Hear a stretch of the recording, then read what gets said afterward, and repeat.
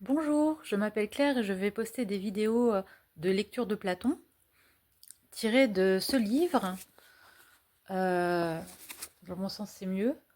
Donc, aux éditions Garnier-Flammarion, les premiers dialogues, donc 9 dialogues. Comme je ne vais pas me filmer en train de lire, il y aura une image peinte, enfin issue de mes collections d'encre, de tableaux de philosophie.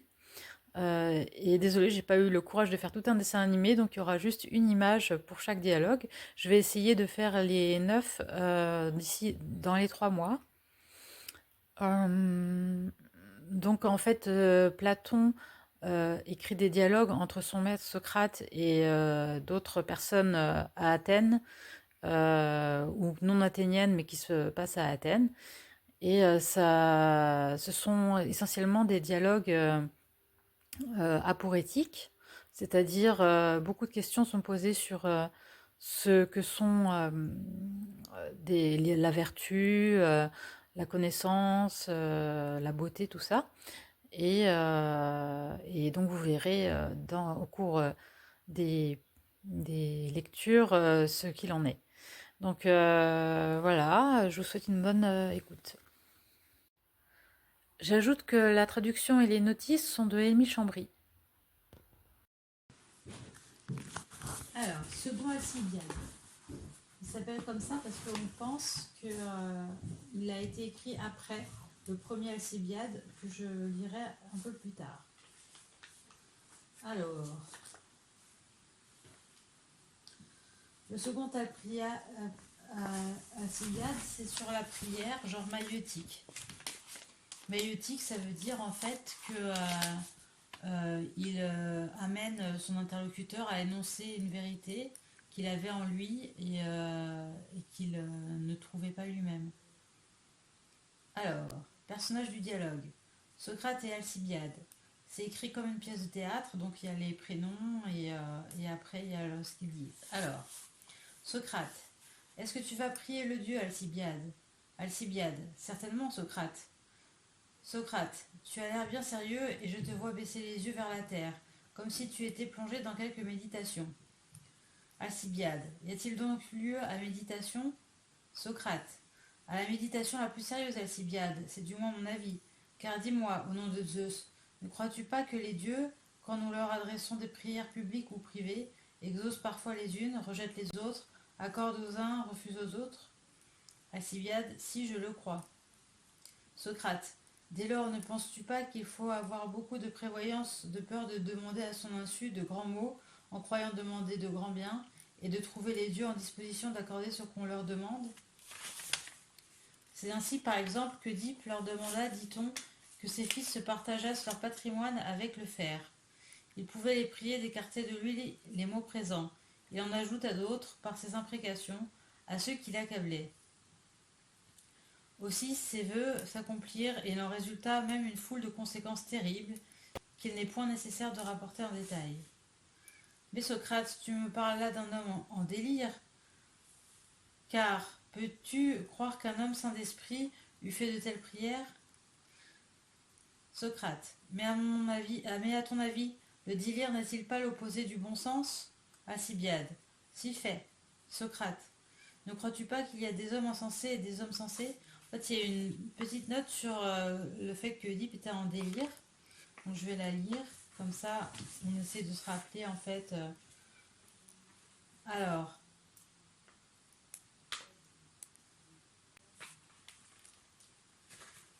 pourquoi Oedipe était en délire? Donc on va voir quelques ajouts. Alors, le temps que je trouve les notes. Alors, Échille les 7 contre Thèbes, 720-726. J'ai peur que celle qui détruit les maisons, la déesse si peu semblable aux déesses, la prophétesse trop véridique de malheur, l'Érénice, appelée par les vœux d'un père, n'accomplisse les imprécations courroucées d'Oedipe en démence. C'est à leur perte que ce conflit jette ses fils. Traduction de Mazon. Ces imprécations ont été rapportées dans le poème de la Thébaïde, aussi Euripide, phénicienne, 66-68. Donc en fait, c'est-à-dire qu'il était hors de lui, par la colère. Alors, Socrate, mais à ton avis, le délire n'est-il pas l'opposé du bon sens? Alcibiade, si fait. Ne crois-tu pas qu'il y a des hommes insensés et des hommes sensés? Alcibiade, certainement, si. Socrate, eh bien examinons ce que ces hommes, il est bien entendu qu'il y a des hommes insensés, des hommes sensés et d'autres qui sont en délire. Alcibiade, c'est bien entendu. À Socrate, mais il y a aussi des gens sains. Alcibiade, il y en a. En fait, on voit que Socrate commence par des exemples de montrer que la prière n'est pas toujours une bonne chose, parce que est-ce qu'on sait pourquoi on prie, est-ce que c'est une bonne chose ou une mauvaise chose? Et que, en fait, est-ce que Alcibiade est insensé? Il n'a pas l'air d'être en délire, mais est-ce que vraiment il est censé pour faire cette prière dont on ne connaît pas la teneur? Socrate, mais il y a aussi des gens sains. Alcibiade, il y en a. Socrate, n'y en a-t-il pas aussi qui ont une mauvaise santé? Alcibiade, assurément. Ce ne sont pas les mêmes. Alcibiade, non, certainement. Y en a-t-il aussi d'autres qui sont en dehors de ces deux états? Alcibiade, assurément non. Socrate, car il faut qu'un homme soit malade ou en bonne santé. Donc on voit en fait c'est la dialectique de Socrate. C'est souvent comme ça. En fait, euh, il amène son interlocuteur à affirmer ou infirmer ce qu'il dit. Voilà. Car il faut qu'un homme soit malade ou en bonne santé. Alcibiade, il me semble. Socrate, mais au sujet du bon sens et de son contraire, as-tu le même avis? Alcibiade, comment dis-tu?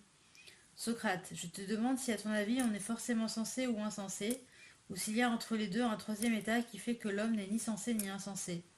Alcibiade, non, certes. Socrate, ils font donc nécessairement qu'on soit l'un ou l'autre. Alcibiade, il me semble. Socrate, te souviens-tu d'avoir avoué que le délire est le contraire du bon sens? Alcibiade, oui. Socrate, et aussi qu'il n'y a pas entre les deux de troisième état qui fasse que l'homme ne soit ni sensé ni insensé? Alcibiade, je l'ai avoué en effet.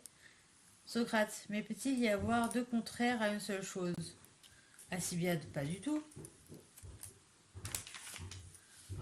Socrate, dès lors le manque de bon sens et la folie risquent fort d'être la même chose. Alcibiade, apparemment. Socrate, donc Alcibiade, en disant que tous les insensés sont fous, nous dirons bien. C'est vrai par exemple de tes camarades, s'il y en a qui manquent de sens, et il y en a sûrement, vrai aussi des gens plus âgés. Dis-moi en effet, au nom de Zeus, ne trouves-tu pas que, dans la ville, les hommes sensés sont rares et que le grand nombre, ceux que tu traites de fous, sont insensés? Alcibiade, si. Socrate, eh bien, crois-tu que nous puissions vivre en joie dans la société de tant de fous et que nous n'eussions pas, depuis longtemps, porté la peine de ce voisinage par les coups et blessures et autres violences que les fous commettent d'ordinaire? Prends donc garde, bienheureux Alcibiade, que la chose ne soit autrement que tu le dis. Alcibiade, comment est-elle donc, Socrate? Il se peut en effet qu'elle soit autre que je l'ai cru. Socrate, c'est bien que ce que je crois moi aussi, mais il faut la considérer de ce biais. Alcibiade, de quel biais? Socrate, je vais te le dire. Nous admettons qu'il y a des gens qui sont malades, n'est-ce pas? Alcibiade, sans doute. Socrate, eh bien, crois-tu qu'un homme malade ait forcément la goutte ou la fièvre ou mal aux yeux? Et ne crois-tu pas que, sans avoir aucun de ces maux-là, on puisse souffrir d'une autre maladie, car il y en a beaucoup, et celles-là ne sont pas les seules? Alcibiade, je le crois. Socrate, tout mal Dieu te paraît être une maladie. Alcibiade, oui. Crois-tu aussi que toute maladie soit un mal Dieu? Alcibiade, assurément, assurément non, mais je ne vois pas ce que cela prouve. Socrate, mais si tu veux me prêter attention en cherchant à deux, peut-être le verrons-nous. Alors, c'est presque une réplique d'Homère dans l'Iliade qui dit en allant à deux, l'un voit avant l'autre ce qui les fera réussir.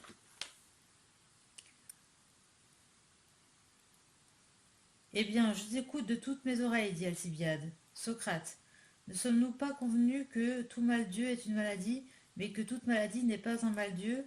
Alcibiade, nous en sommes convenus. Socrate, et nous avons eu raison, je crois, d'en convenir, car tous ceux qui ont la fièvre sont malades, mais tous ceux qui sont malades n'ont pas la fièvre. ou la goutte, ou mal aux yeux, je pense. Tous les maux de ce genre sont bien des maladies, et ceux que nous appelons médecins disent que le traitement en est différent, car elles ne sont pas toutes pareilles et n'ont pas les mêmes effets. Mais chacune agit suivant sa nature. Cependant, ce sont toutes des maladies. Nous savons de même qu'il y a des artisans, n'est-ce pas? Assurément. Il y a des cordonniers, dit Socrate, les charpentiers, les sculpteurs, et une infinité d'autres qu'il n'est pas nécessaire de mentionner particulièrement. Ils se sont partagés les différentes branches de l'industrie, et ce sont tous des artisans. Mais ceux qui sont artisans ne sont pas tous charpentiers ou cordonniers ou sculpteurs. Alcibiade, assurément non. Eh bien, il en est de même de la folie. Les hommes sont là, ceux-là sont partagés. Et ceux qui en ont la plus forte part, nous les appelons fous. Ceux qui en ont un peu moins, sots et écervelés.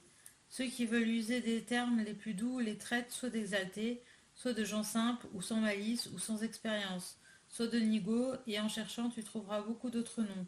Mais tous ces cas relèvent de la folie, et diffèrent entre eux comme un métier nous a paru différent d'un métier, une maladie d'une maladie. Que t'en semble? Alcibiade, comme à toi. Socrate, mais laissons cela et revenons en arrière. J'ai dit, n'est-ce pas, au début de notre entretien, qu'il fallait examiner ce que peuvent bien être les fous et les hommes sensés, car nous sommes tombés d'accord qu'il y a des uns et des autres, n'est-ce pas? Oui, nous sommes tombés d'accord, dit Alcibiade. Socrate, eh bien, ne regardes-tu pas comme sensés ceux qui savent ce qu'il faut faire et dire? Alcibiade, si. Socrate, et qui regardes-tu comme insensés? N'est-ce pas ceux qui ne savent ni l'un ni l'autre? Alcibiade, ce sont ceux-là. Socrate, et ceux qui ne savent ni l'un ni l'autre ne diront et ne feront pas sans s'en douter ce qu'il ne faut pas. Alcibiade, apparemment. Socrate, c'est justement parmi ceux-là, Alcibiade, que je rangeais Oedipe.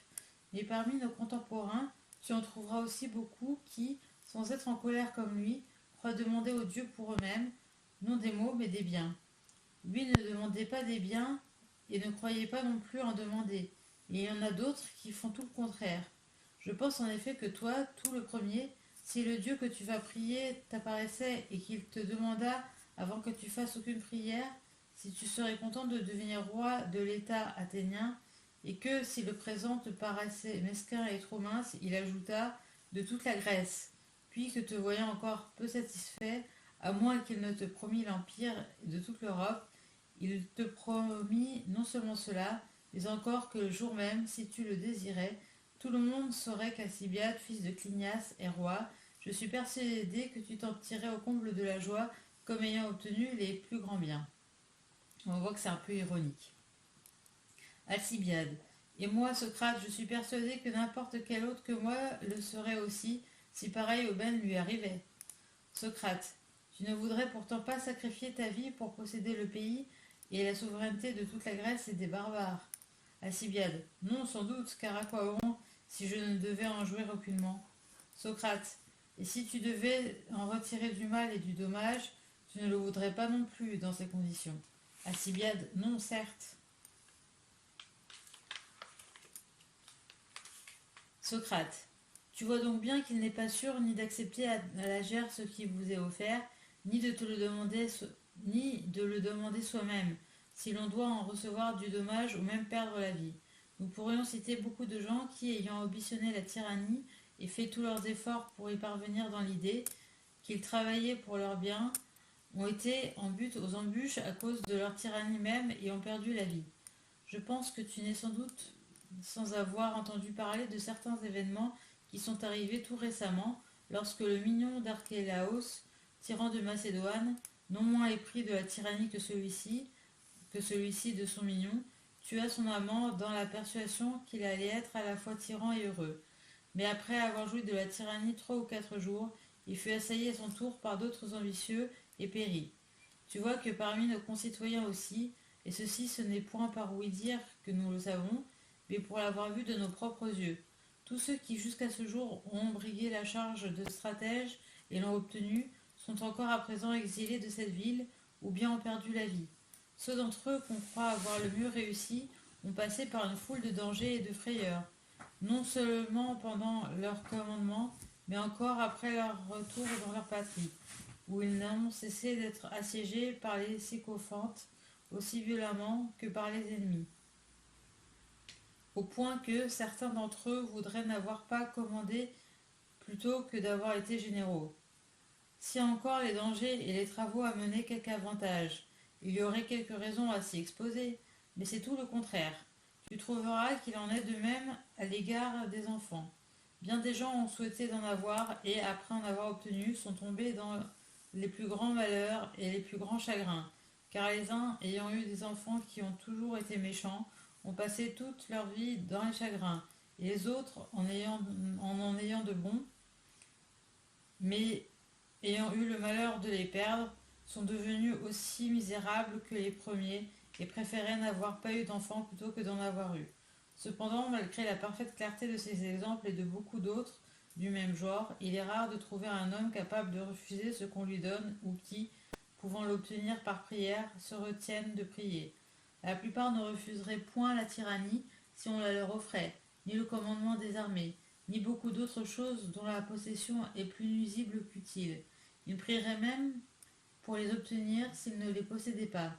Mais peu de temps après, il arrive souvent qu'ils changent de ton et rétractent les prières qu'ils ont faites d'abord.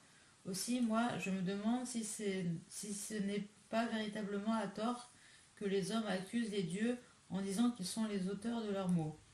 C'est eux-mêmes qui, par leur présomption, et si l'on peut dire par leur folie, s'attirent des souffrances que le destin ne comprendrait pas. En tout cas, si... Alors, une note 4. Les termes entre guillemets sont empruntés à Homère, Odyssée, où Zeus dit dans l'assemblée des dieux: de quel grief les mortels ne chargent-ils pas les dieux? C'est de nous, à les entendre, que viennent leurs maux, mais c'est par leur démence qu'ils sont frappés plus que ne voulait leur destin. Alors,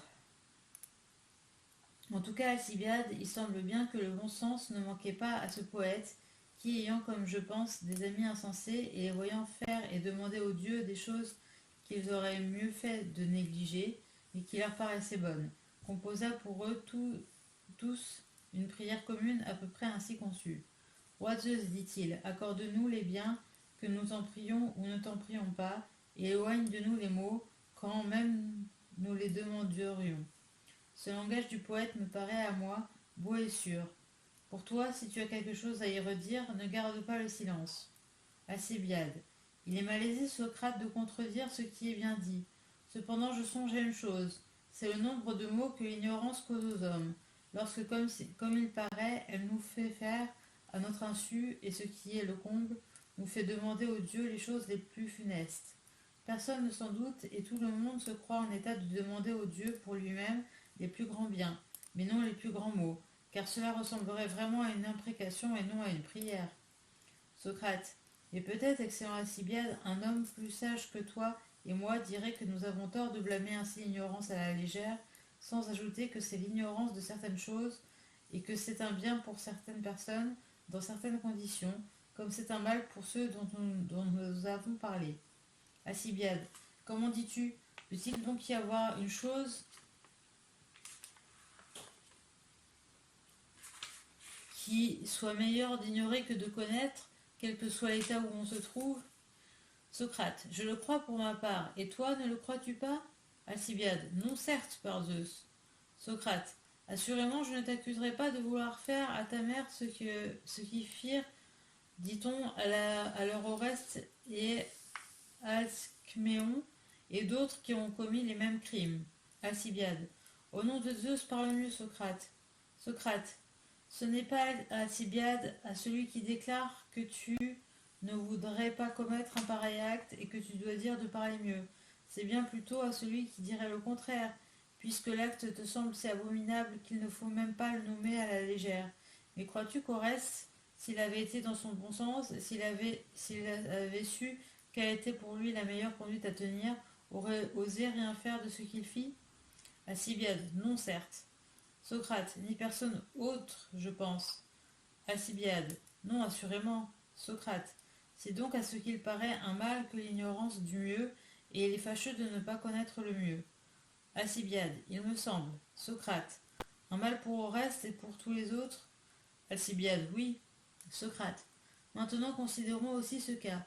Suppose que tu aies tout à coup l'idée, croyant bien faire, d'aller avec un poignard à la porte de Périclès, ton tuteur et ton ami, demander s'il est chez lui, dans l'intention de le tuer, lui et personne autre, et qu'on te dise qu'il y est. Je ne veux pas dire que tu voudrais commettre rien de pareil, mais enfin je suppose que tu en aies l'idée. Car rien n'empêche, n'est-ce pas, celui qui ignore le bien de se mettre parfois en tête que le pire des maux est le plus grand des biens. Ne le penses-tu pas? Alcibiade, assurément. Socrate. Si donc, ayant pénétré dans sa maison et le voyant, tu ne le reconnaissais pas et pensais que c'est un autre, est-ce que tu oserais encore le tuer? Alcibiade. Non, par Zeus, je ne le crois pas. Socrate. Car ce n'était assurément pas le premier venu, mais Périclès lui-même que tu voulais tuer, n'est-ce pas? Alcibiade. Oui. Socrate. Et si tu renouvelais plusieurs fois ta tentative et que toujours tu méconnus Périclès au moment de commettre l'acte, tu ne l'attaquerais jamais? Alcibiade. Non, certes. Eh bien, pour en revenir au reste, crois-tu qu'il aurait jamais attaqué sa mère si, lui aussi, ne l'avait pas reconnu? Alcibiade. Je ne le crois pas. Socrate. Car lui non plus. Alors, parce qu'il faut savoir que le parricide est un crime à Athènes. Très grave. En fait, c'est parmi les plus grands crimes. Et comme reste à tuer sa mère, voilà. Socrate, car lui non plus, n'est-ce pas, n'avait pas dessein de tuer la première femme venue, ni la mère de n'importe qui, mais sa mère à lui. C'est vrai, dit Alcibiade. Socrate, donc être ignorant en de tels cas est meilleur pour ceux qui sont ainsi disposés et qui ont de telles opinions. Alcibiade, évidemment. Socrate, tu vois donc que l'ignorance de certaines choses est pour certaines personnes, en de certains états, un bien et non un mal, comme tu le croyais tout à l'heure. Alcibiade, il le semble. Socrate. Maintenant, si tu veux examiner en outre ce qui s'ensuit, il se peut que tu sois surpris. Alcibiade. Qu'est-ce au juste, Socrate? Socrate. C'est que généralement la possession des autres sciences, sans la science de ce qui est bien, risque de n'être que rarement utile et d'être au contraire le plus souvent pernicieux à ses possesseurs. Examine la question de ce biais. Ne crois-tu pas qu'il faut de toute nécessité, quand nous allons faire ou dire quelque chose, que nous croyons au préalable savoir ou que nous sachions réellement ce que nous sommes décidés à faire ou à dire? Alcibiade, il me le semble. Socrate. Par exemple, les orateurs savent ou croient savoir donner un bon conseil. Chaque fois qu'ils nous donnent leur avis, les uns sur la guerre et la paix, les autres sur des remparts à construire ou un port à organiser, en un mot, toutes les mesures que l'État prend à l'égard d'un autre État ou pour lui-même sont toujours prises sur les conseils des orateurs. Alcibiade, c'est vrai. Socrate, considère maintenant ce qui suit. Alcibiade, si j'en suis capable. Socrate, il y a bien, n'est-ce pas, des gens que tu appelles insensés et d'autres sensés? Alcibiade, oui. Socrate, et les insensés sont le grand nombre et les sensés le petit nombre. Alcibiade, c'est exact. Socrate, et tu as un motif en vue pour qualifier ainsi les uns et les autres? Alcibiade, oui. Socrate, alors est-ce l'homme qui sait conseiller sans savoir ce qui vaut mieux, à quel moment cela vaut mieux, que tu appelles sensé? Non, certes.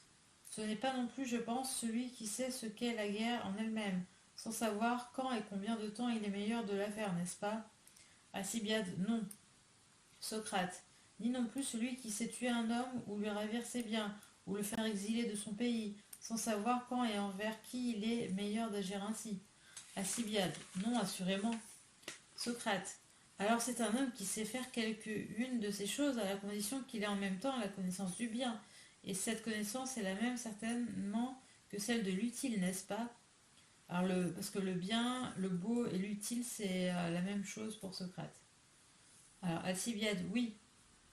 Socrate, celui-là, nous dirons qu'il est sensé et qu'il est compétent pour conseiller à la fois la République et lui-même. Autrement, nous en dirons le contraire. Qu'en penses-tu? Alcibiade, je pense comme toi. Socrate, et que dirons-nous d'un homme qui sait monter à cheval ou tirer de l'arc, ou encore boxer ou lutter, ou qui excelle dans quelque autre sport ou quelque autre chose que nous connaissons par un art? Comment appelles-tu celui qui sait ce qui se fait de bien dans cet art? N'appelles-tu pas bon cavalier celui qui est habile dans l'art de l'équitation? Si, dit Alcibiade. Socrate, et celui qui s'entend au pugilat, je suppose que tu l'appelles bon boxeur, et celui qui connaît l'art de jouer de la flûte, bon flûtiste. Et tu fais de même, je présume, pour les autres arts, ou bien fais-tu dire différemment? Alcibiade, non, mais comme tu dis. Socrate, cela étant, te paraît-il que celui qui est savant dans l'un de ces arts soit forcément aussi un homme sensé, ou dirons-nous qu'il s'en faut de beaucoup? Alcibiade, oui, de beaucoup par Zeus.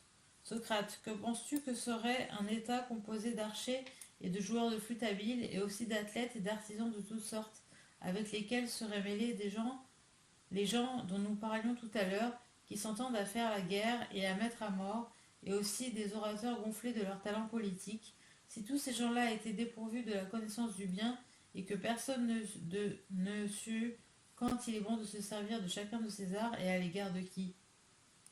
Alcibiade, je pense, Socrate, qu'il ne vaudrait pas cher.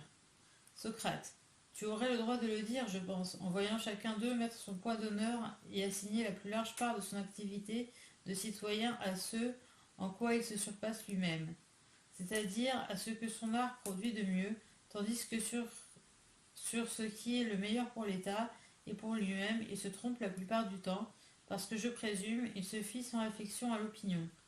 Dans ces conditions, n'aurions-nous pas raison de dire qu'un tel État est plein de désordre et d'anarchie?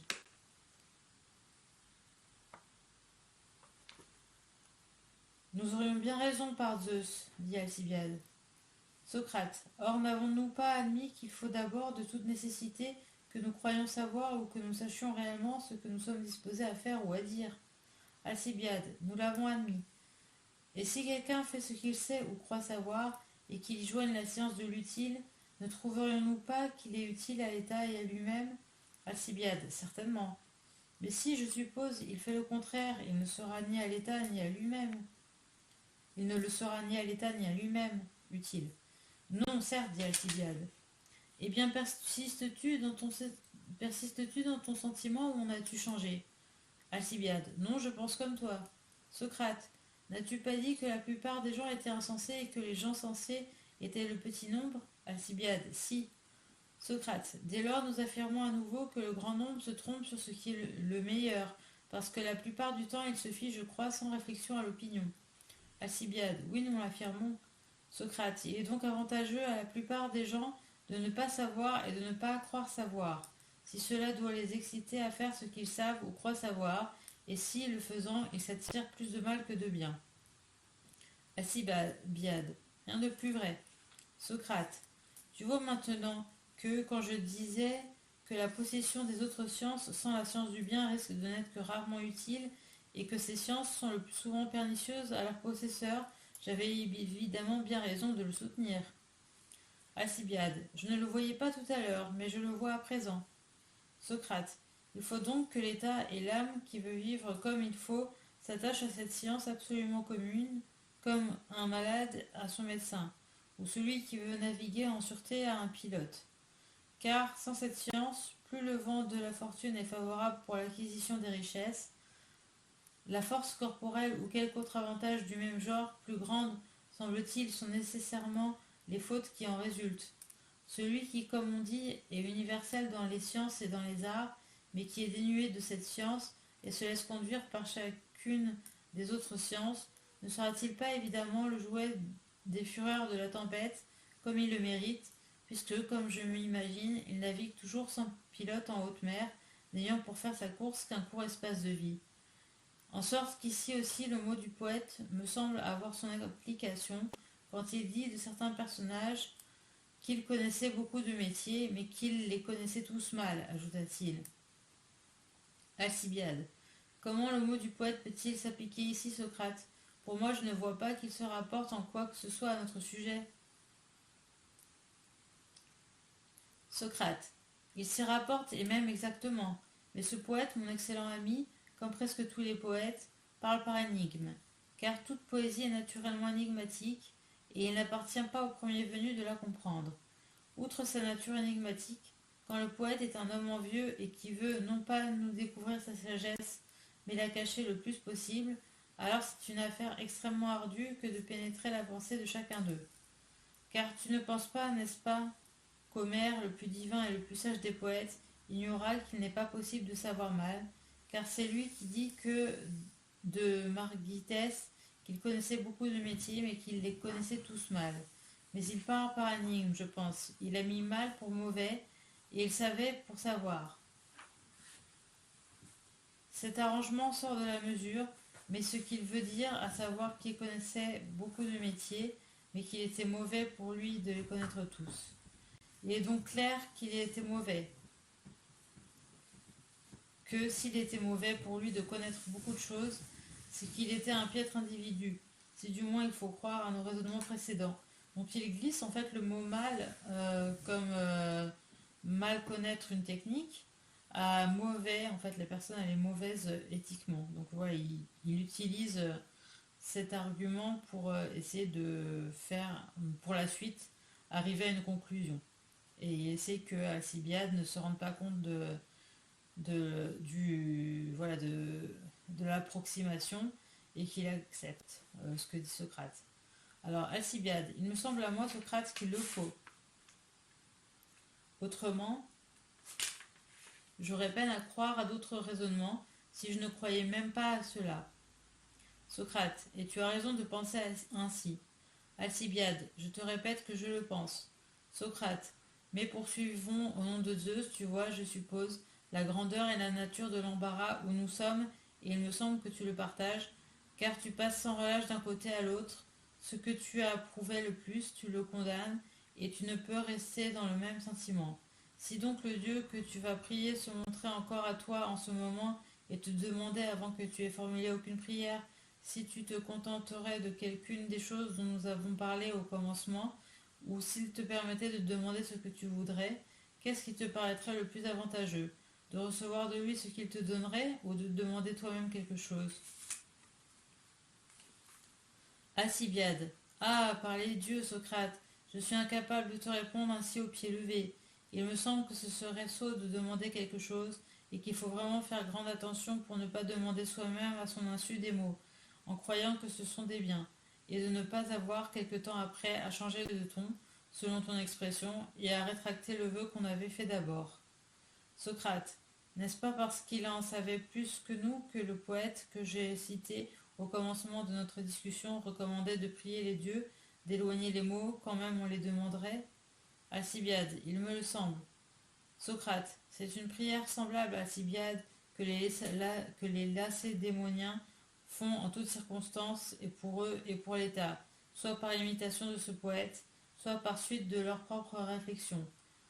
Eux aussi demandent aux dieux de leur donner l'honnête avec l'utile. Jamais personne ne les entendra demander davantage. C'est pourquoi jusqu'à présent ils ont été aussi heureux qu'aucun autre peuple, et s'il leur est arrivé quelques échecs, ce n'est pas du moins à cause de leur manière de prier, car les dieux sont libres, je pense, de donner ce qu'on leur demande et de donner le contraire. Mais je veux aussi te raconter une chose que j'ai entendu dire à des vieillards. Une querelle s'étant élevée entre les Athéniens et les Lacédémoniens, il arrivait toujours, quand ils se livraient une bataille, soit sur terre, soit sur mer, que notre ville était malheureuse et ne pouvait jamais remporter la victoire. Alors les Athéniens, mortifiés de ce résultat et embarrassés de trouver un moyen de détourner les maux qui les accablaient, délibérèrent, et il leur parut qu'ils n'avaient rien de mieux à faire que d'envoyer interroger Amon et de lui demander en outre pourquoi les dieux donnaient la victoire aux Lacédémoniens plutôt qu'à eux. C'est nous, dirent-ils, qui faisons les sacrifices les plus nombreux et les plus beaux et de toute la Grèce. Nous avons orné leurs temples d'offrandes comme aucun autre peuple ne l'a fait. Nous menons chaque année, en l'honneur des dieux, les processions les plus somptueuses et les plus imposantes, et nous faisons plus de dépenses que tous les Grecs ensemble. Les Lacédémoniens, au contraire, ajoutait-il, ne se sont jamais mis en peine de leur rendre aucun de ces hommages, et ils poussent la négligence envers les dieux au point de sacrifier toujours des victimes mutilées, et en tout, ils leur rendent beaucoup moins d'honneur que nous, bien qu'ils ne soient pas inférieurs en richesse à notre ville. Quand ils eurent ainsi parlé et demandé ce qu'ils devaient faire pour écarter les maux qui les affligeaient, voici la seule réponse que leur fit le prophète, car le Dieu évidemment ne lui en permit pas d'autre. Il appela l'envoyé et lui dit, voici ce qu'Amon répond aux Athéniens. Il dit qu'il aimerait mieux avoir la réserve religieuse des Lacédémoniens que tout le rituel des Grecs. Il dit cela et n'ajouta pas un mot de plus, car cette réserve religieuse, je crois que le Dieu n'entendait pas autre chose que leur manière de prier, qui est effectivement très différente de celle des autres. Car les autres Grecs, soit en amenant des taureaux aux cornes dorées, soit en faisant des offrandes aux dieux, leur demandent n'importe quoi, bon ou mauvais, et les dieux qui entendent leurs blasphèmes n'agréent point ces processions et ces sacrifices somptueux. Aussi faut-il, selon moi, beaucoup de précautions et d'attention pour savoir ce qu'il faut dire ou ne pas dire. Tu trouveras aussi chez Homère d'autres récits du même genre. Il dit en effet que les Troyens faisant un bivouac offrirent aux immortels des hécatombes parfaites, et que les vents portaient de la plaine au ciel l'odeur agréable de la graisse, mais que les dieux bienheureux, au lieu de se la partager, n'en voulurent pas, car ils haïssaient fort la sainte Ilion, et Priam et le peuple de Priam à la bonne lance du frêne, en sorte qu'il ne leur servait de rien de sacrifier et d'offrir des présents qui restaient sans effet, parce qu'ils étaient haïs des dieux, car les dieux ne sont pas, j'imagine, gens à se laisser corrompre par des présents, comme un méchant usurier, et c'est une sottise de notre part quand nous prétendons surpasser par là les lacédémoniens. Il serait étrange en effet que les dieux eussent égard à nos présents et à nos sacrifices, et non à notre âme, pour distinguer ceux qui sont saints et justes. Non, c'est à l'âme, selon moi, qu'ils ont égard, beaucoup plus qu'à une procession et à ces sacrifices somptueux qu'un individu ou un état chargé de crimes, aussi bien envers les dieux qu'envers les hommes, peut fort bien offrir chaque année. Mais les dieux qui sont incorruptibles au présent méprisent tout cela, comme Amon et le prophète des dieux le déclarèrent. En tout cas, il semble bien que chez les dieux et chez les hommes intelligents de la justice et la sagesse soient particulièrement en honneur. Or, il n'y a d'hommes sages et justes que ceux qui savent ce qu'il faut faire et dire dans leur rapport avec les dieux et avec les hommes. Mais je voudrais savoir ce que tu penses sur tout cela. Alcibiade, moi Socrate, mais je pense exactement comme toi et le Dieu. Je serais d'ailleurs peu raisonnable de m'inscrire en faux contre le Dieu. Socrate, souviens-tu de m'avoir dit que tu étais fort embarrassé de peur de demander au Dieu à son insu des mots en croyant demander des biens? Alcibiade, oui. Socrate, tu vois donc qu'il n'y a pas de sûreté pour toi d'aller prier le Dieu, car il pourrait arriver que le Dieu, entendant ta prière impie, n'agrée nullement ton sacrifice et que peut-être tu en retires encore un autre fruit. Aussi, je suis d'avis que le mieux est de rester en repos, car, pour la prière des Lacédémoniens, je ne pense pas que tu veuilles en user. Ton exaltation, c'est le nom le plus honnête de la folie, s'y oppose. Il faut donc attendre jusqu'à ce qu'on sache comment il faut se comporter à l'égard des dieux et des hommes. Alcibiade. Alors quand viendra ce temps, Socrate, et quel sera celui qui m'instruira? Je sens que j'aurai le plus grand plaisir à voir quel est cet homme. Socrate. C'est un homme qui s'intéresse à toi, mais je pense que, comme Athéna, au dire d'Homère, écarta le brouillard qui Athéna, au dire d'Homère, écarta le brouillard qui couvrait les yeux de Diomède, afin qu'il reconnût bien s'il avait affaire à un dieu ou à un homme. Il faut de même écarter d'abord le brouillard qui couvre à présent ton âme, après quoi on te donnera les moyens de distinguer le bien du mal, car maintenant tu ne me parais pas en être capable. Alcibiade, qu'il écarte s'il veut ce brouillard ou toute autre chose qui lui plaira, car je suis prêt à obéir sans réserve à tous les commandements de cet homme, quel qu'il puisse être, pourvu qu'il me rende meilleur. Socrate, mais lui-même professe aussi pour toi un zèle merveilleux. Alcibiade, je crois donc qu'il vaut mieux remettre jusque-là mon sacrifice. Socrate, et tu as raison, car cela est plus sûr que de courir un si gros risque. Alcibiade, à la bonne heure, Socrate, mais voici une couronne dont je veux cendre ta tête, parce que je crois que tu m'as donné un bon conseil. Quant aux dieux, nous leur donnerons d'autres couronnes et tous les autres offrandes d'usage, quand je verrai ce jour-là venu, et il viendra bientôt s'ils le veulent. Socrate, eh bien je l'accepte, et j'accepterai avec plaisir tout ce qui vient de toi. Euripide fait dire à Crion, quand il a vu Tirésias avec ses guirlandes et appris qu'il les a reçues, à cause de son art, comme prémisse des dépouilles de l'ennemi, je prends pour un bon augure ces guirlandes triomphales, car nous sommes dans une grande tempête comme tu le sais.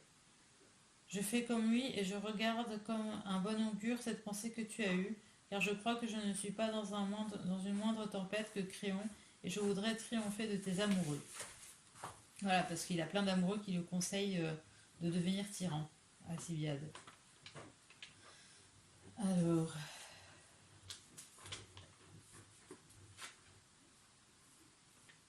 Il y a une petite notice sur le second Alcibiade.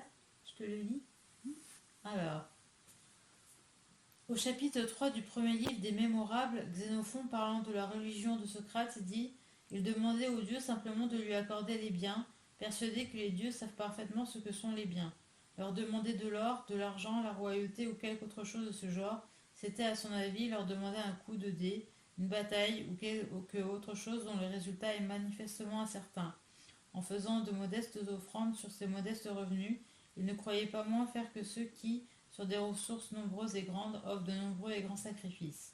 Les dieux, disait-il, agiraient mal s'ils prenaient plus de plaisir aux grandes offrandes qu'aux petites, car souvent les dons des méchants leur seraient plus agréables que ceux des honnêtes gens, et les hommes, de leur côté, n'attacheraient plus aucun prix à la vie si les dons des méchants étaient plus agréables aux dieux que ceux des honnêtes gens. Il pensait, lui, que ce sont les hommages des hommes les plus pieux qui font le plus de plaisir aux dieux. Il citait avec éloge le vers suivant: fait des sacrifices aux dieux immortels suivant tes moyens. L'auteur du second Alcibiade s'est donné pour tâche de développer ces idées de Socrate. Il nous représente Socrate rencontrant Alcibiade au moment où celui-ci se rend à un temple pour y prier le dieu. Il entreprend de lui démontrer qu'il va ainsi s'exposer à un grand danger, car il pourrait bien demander au dieu des maux, en croyant demander des biens, comme le fit Oedipe, qui, dans son délire, demanda au dieu que ses fils se partageaient son héritage par les armes. Oedipe était fou, dit Alcibiade. Sur cette objection, Socrate démontre par une série de questions qui nous semblent aussi fastidieuses qu'inutiles qu'il y a toutes sortes de folies opposées au bon sens, que les insensés sont le plus grand nombre et les gens sensés le petit nombre. Ceux-là sont sensés qui savent ce qu'il faut dire ou faire, c'est-à-dire ce qui est bon et utile. Sans cette connaissance, toutes les autres ne sont propres qu'à nous égarer. C'est celle-là qu'Alcibiade doit acquérir avant de prier. Alcibiade ne demande qu'à s'instruire et il remercie Socrate de ses conseils en lui mettant une couronne sur la tête. Ce médiocre dialogue est-il de Platon? Peut-on le ranger parmi ses œuvres de jeunesse ou faut-il y voir une œuvre postérieure? C'est bien ainsi que Platon procède dans ses dialogues où Socrate, par une série de questions, amène son interlocuteur à reconnaître son ignorance. Le passage où Socrate suppose que le dieu offre à Alcibiade de satisfaire son ambition pourrait à la rigueur être la première esquisse du passage du premier Alcibiade, où Socrate fait entendre au jeune homme qu'il a deviné son ambition démesurée. L'admiration que Platon professait pour Lacédémone se retrouve dans l'éloge de la manière de prier des Lacédémoniens. Et il y a même dans ces deux passages quelques ombres de l'agrément du style de Platon. Mais ce qu'on ne retrouve pas dans le second Alcibiade, c'est la force du raisonnement, c'est l'habile conduite de la discussion, c'est l'ironie et l'esprit dont elle est ordinairement égayée, c'est la peinture des caractères. Aussi bien que le style rappelle celui de Platon, la plupart des critiques pensent que ce dialogue n'est pas de Platon et qu'il faut le rapporter aux imitations que les platoniciens firent des œuvres du maître au IIIe ou au IIe siècle avant notre ère. Ce serait Thrasylos, le savant ami d'Auguste, qui l'aurait incorporé dans son édition des ouvrages de Platon. Il se peut que ces critiques aient raison, mais il se peut aussi que cet ouvrage soit le premier essai de Platon et que l'infériorité en soit due à l'inexpérience. On pourrait en effet citer beaucoup d'écrivains de génie qui ont débuté par des ouvrages médiocres. Si l'Alcibiade est authentique, son titre d'Alcibiade II ne se rapporte pas à l'ordre chronologique, mais à l'ordre de mérite par rapport à l'Alcibiade Ier, car il a été certainement composé avant celui-ci. Alors, la personne qui a écrit la notice, c'est, faut quand même que je cite,